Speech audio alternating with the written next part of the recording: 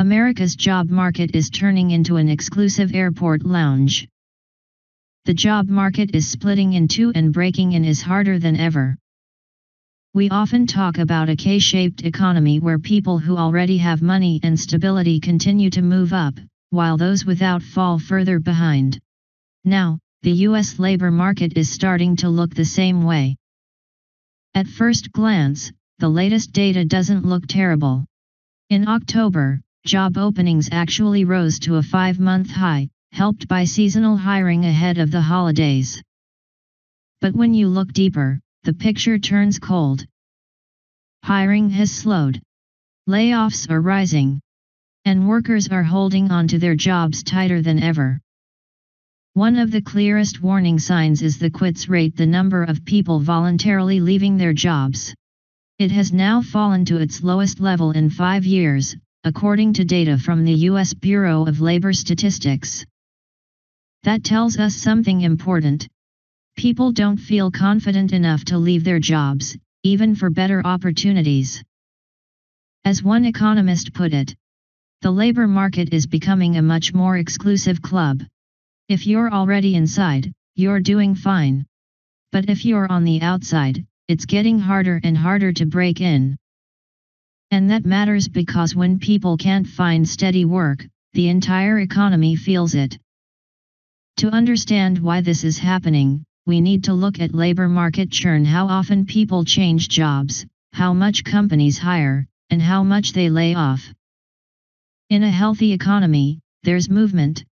Workers move to better jobs. Companies find better talent. Money keeps circulating. But that movement is slowing. Despite more job openings on paper, actual hiring remains weak. Most industries added few if any new workers. The biggest jump in job postings came from retail, wholesale, and transportation, mostly temporary holiday jobs. As one analyst said, companies show their true confidence when they actually hire, and we're not seeing much of that. In fact, the hiring rate in October fell back to one of the lowest levels in more than a decade. For job seekers, that's brutal news. One economist summed it up bluntly: there's no holiday cheer for job seekers. Meanwhile, layoffs have increased over the past 2 months, reaching the highest level since early 2023. They're not at crisis levels, but they're clearly rising.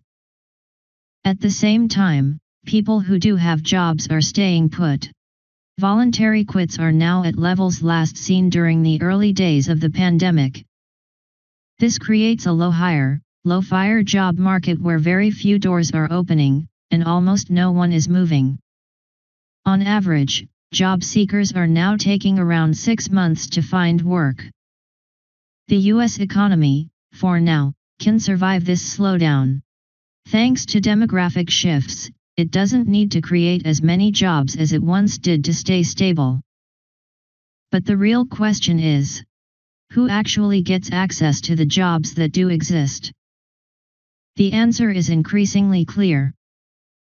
Young workers, first-time job seekers, and financially vulnerable people are being hit the hardest. While the economy may hold up on paper, the human cost is rising quietly underneath. And those effects don't disappear, they accumulate. A clearer picture will come with the next official jobs report. But one thing is already certain. The job market isn't collapsing. It's freezing. And for millions on the outside, breaking in has never felt harder.